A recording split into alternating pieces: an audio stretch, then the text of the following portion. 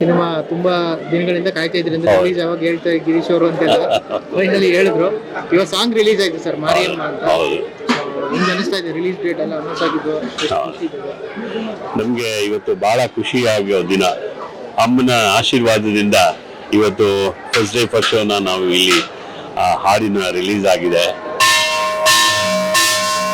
ಮಾತೃ ದೇವೋಭವ ನೋಡಿ, ಗಂಟೆ ಹೊಡಿತಾ ಇದೆ. ನಮ್ಗೆ ಏನೇ ಆಗ್ಲಿ ತಾಯಿ ಆಶೀರ್ವಾದ ಇರಲೇಬೇಕು.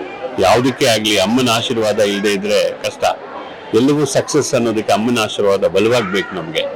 ಅದಕ್ಕೆ ನಮ್ಮ ಗಿರೀಶ್ ಗೌಡರು ನಿರ್ದೇಶನದಲ್ಲಿ ಬಂದಂತ ಈ ಫಸ್ಟ್ ಡೇ ಫಸ್ಟ್ ಶೋ ಮುಹೂರ್ತನೂ ಇಲ್ಲೇ ಆಯ್ತು.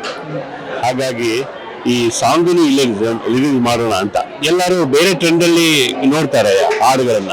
ಆದ್ರೆ ಇದು ಅಮ್ಮನ ಹಾಡೆ, ಆದ್ರೆ ಅದರದ್ದು ವೈಶಿಷ್ಟ್ಯನೇ ಬೇರೆ. ಗಾಂಧಿನಗರದಲ್ಲಿ ಅಮ್ಮ ಇದ್ದಾರೆ.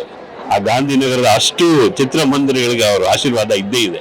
ಹಾಗಾಗಿ ನಮ್ಮ ಈ ಅಮ್ಮನ ಮೇಲಿನ ಹಾಡು ನೀವು ಕೇಳಿದ್ರೆ ನಿಮಗೆ ಎಷ್ಟು ರೋಮಾಂಚನ ಆಗುತ್ತೆ ಅಂತಂದ್ರೆ ಆ ರೇಂಜಲ್ಲಿ ನಮ್ಮ ಸಿನಿಮಾದಲ್ಲಿ ಹಾಡು ಮೂಡ್ ಬಂದಿದೆ. ತುಂಬಾ ಚೆನ್ನಾಗಿದೆ. ಇದು ನಿಮ್ಮ ಎಲ್ಲರ ಸಿನಿಮಾ. ಇದು ನಮ್ಮ ಚಿತ್ರ ರಸಿಕರಿಗಾಗ್ಲಿ, ಚಿತ್ರ ಕಲಾವಿದರಿಗಾಗ್ಲಿ, ಚಿತ್ರ ತಂತ್ರಜ್ಞರಿಗಾಗ್ಲಿ ಎಲ್ಲರೂ ನೋಡ್ಬೇಕಾದಂತ ಒಂದು ಅತ್ಯುತ್ತಮ ಚಿತ್ರ ನಮ್ಮ ಗಿರೀಶ್ ಗೌಡರು ಮಾಡಿದ್ದಾರೆ. ಕಿರಣ್ ಅವರು ಇದನ್ನ ಪ್ರೊಡ್ಯೂಸ್ ಮಾಡಿದ್ದಾರೆ. ನೀವೆಲ್ಲರೂ ಇದನ್ನ ನೋಡ್ಬೇಕು. ಈ ಹಾಡನ್ನ ಕೇಳ್ಬೇಕು ಅನ್ಸೋ ಅಂತ ಹಾಡಿದು ತಾಯಿ ಹಾಡು. ಹೊಸ ಟ್ರೆಂಡಲ್ಲಿ ಮೂಡ್ ಬಂದಿದೆ. ದಯವಿಟ್ಟು ಎಲ್ಲರೂ ಕೇಳಿ ಅಂತ ನಾ ಕೇಳ್ಕೊತೀನಿ.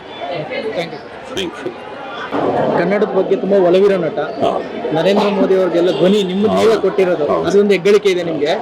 ಇತ್ತೀಚೆಗಾದ ವಿವಾದದ ಬಗ್ಗೆ ಕನ್ನಡಕ್ಕೆ ಕಮಲ್ ಹಾಸನ್ ಅವರು ಒಂದು ಹೇಳಿರೋ ಸ್ಟೇಟ್ಮೆಂಟು ತುಂಬಾ ಕಾಂಟ್ರವರ್ಸಿ ಕಾರಣ ಆಗಿದೆ, ವಿವಾದ ಆಗಿದೆ. ಸೊ ಏನ್ ಹೇಳ್ತೀರಿ? ಅವರು ಅದ್ಭುತವಾದ ನಟ. ನಾನು ಅವ್ರ ಫ್ಯಾನ್ ಕೂಡ. ಅವರಂತ ಅದ್ಭುತ ಕಲಾವಿದರು ನಮ್ಮಲ್ಲಿ ಬಹಳ ವಿರಳ. ಅಂತ ಕಲಾವಿದರು ಆ ವೇದಿಕೆ ಮೇಲೆ ಭಾಷೆನ ಬಿಟ್ಟು, ಅದಕ್ಕೆ ಅವರೇ ಹೇಳಿದ್ದಾರೆ, ಭಾಷಾ ತಜ್ಞರಿದ್ದಾರೆ, ಅದಕ್ಕೆ ಅವರು ಮಾತಾಡುವಂತ ವಿಷಯಗಳು ಅಂತ ಅವರು ಒಂದ್ ಕಡೆ ಇನ್ನೊಂದ್ ಕಡೆ ಹೇಳಿದ್ದಾರೆ. ಅವ್ರು ಅಲ್ಲಿ ಮಾತಾಡಬಾರ್ದಾಗಿತ್ತು. ಆದ್ರೆ ಭಾಷೆ ತಿಳುವಳಿಕೆ ಇಲ್ಲದೆ ಹೋದ್ರೆ ನಮಗೆ, ಅಂದ್ರೆ ಯಾರೇ ಒಬ್ರು ನಟ ಆಗ್ಬೋದು ಅಥವಾ ಇನ್ಯಾರೋ ಆಗ್ಬೋದು, ಆಳವಾದ ಅಧ್ಯಯನ ಮಾಡದೆ ಅದು ಆ ವೇದಿಕೆಯಲ್ಲಿ ಅದು ಅಪ್ರಸ್ತುತವಾಗಿತ್ತು. ಹಾಗಾಗಿ ನಮಗೆ ಏನು ಅನಿಸ್ತು ಅಂತಂದ್ರೆ ಅದಲ್ಲಿ ಬೇಡವಾಗಿತ್ತು ಅಂತ. ಅದನ್ನ ಅಷ್ಟು ಆರಾಮಾಗಿ ಅವ್ರು ಹೇಳಿದ್ದಾರೆ ಅಂತಂದ್ರೆ ಅದ್ರ ಬಗ್ಗೆ ಏನ್ ತಿಳಿದಿದ್ರು ಅಥವಾ ಹೇಗೆ ಅಂತ ಅದನ್ನ ಹೇಳಿದ್ರು ಅಂತ ನಂಗೆ ಇನ್ನೂ ಗೊತ್ತಾಗ್ತಿಲ್ಲ. ಬಟ್ ಅದು ನಮ್ಮ ಕನ್ನಡಿಗರಿಗೆ ಅದು ಅಲ್ಲ. ಕನ್ನಡದ ಇತಿಹಾಸನೇ ಬೇರೆ ಇದೆ.